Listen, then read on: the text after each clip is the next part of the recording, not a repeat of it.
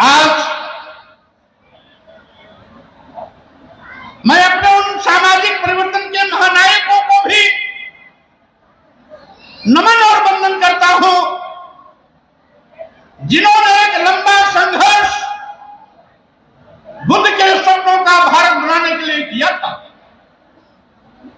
सामाजिक परिवर्तन के महानायक ज्योतिबा फुले जी इस देश की प्रथम शिक्षिका महिला सावित्रीबाई फुले जी, आरक्षण के जनक छत्रपति साहू जी महाराज जी, भारतीय संविधान निर्माता परम पूज्य बाबा साहब डॉक्टर अम्बेडकर,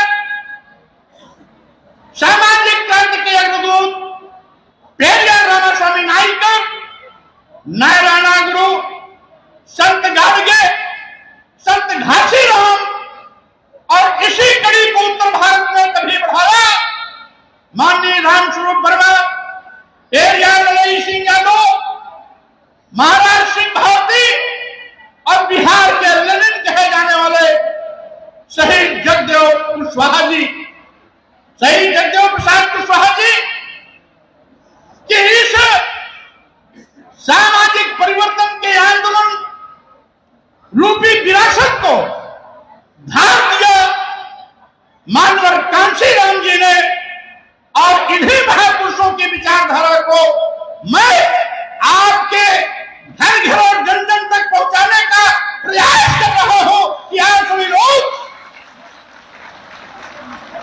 लोग भोग, ढकोसले, पाखंड, छलावे से बचने का काम करें, क्योंकि यहां पर कुछ लोगों ने धर्म का चादर ओढ़कर इस देश की इंसानियत का कत्लेआम करने की कोशिश किया है।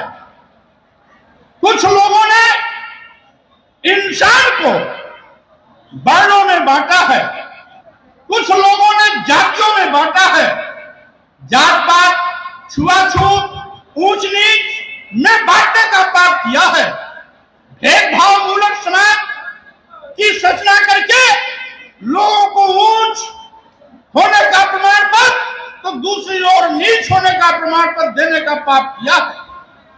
यही कारण है कि दुनिया का सबसे बड़ा आबादी वाला दूसरा देश भारत हजारों साल तक गुलामी की जंजीरों में जकड़ा गया है।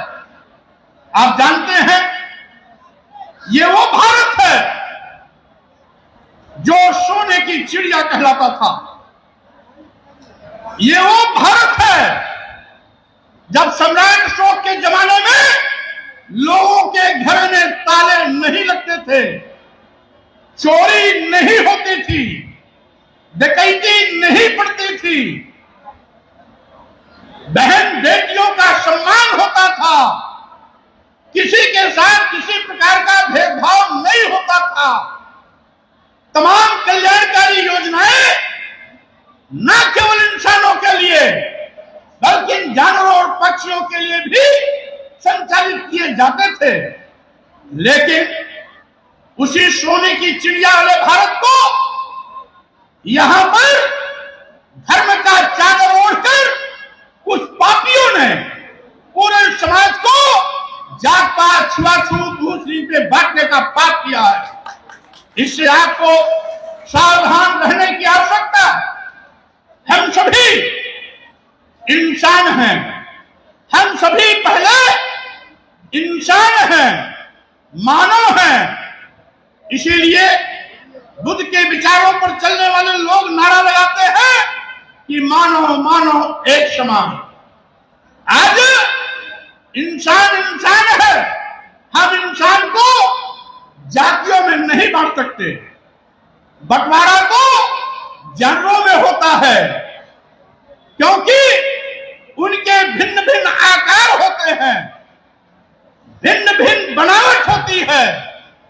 हाथी, ऊंट, घोड़े, गाय, भैंस, गधे, सुअर,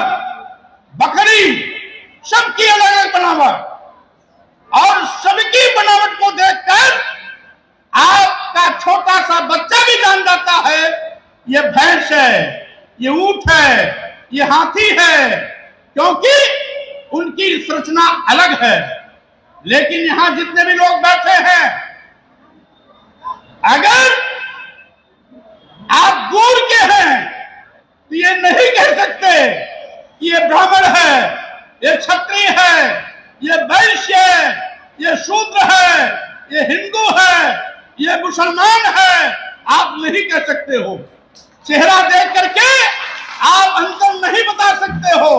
इसका मतलब है इंसानों में जातियां, जात पात, छुआछूत, ऊंच नीच का जो भाव पैदा किया गया है, यह यहां के ठगों ने किया है।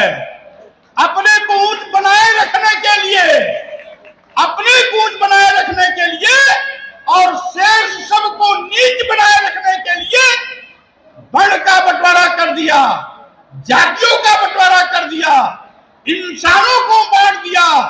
और यही कारण है आज हमारा समाज टुकड़ों में बंट गया। इसीलिए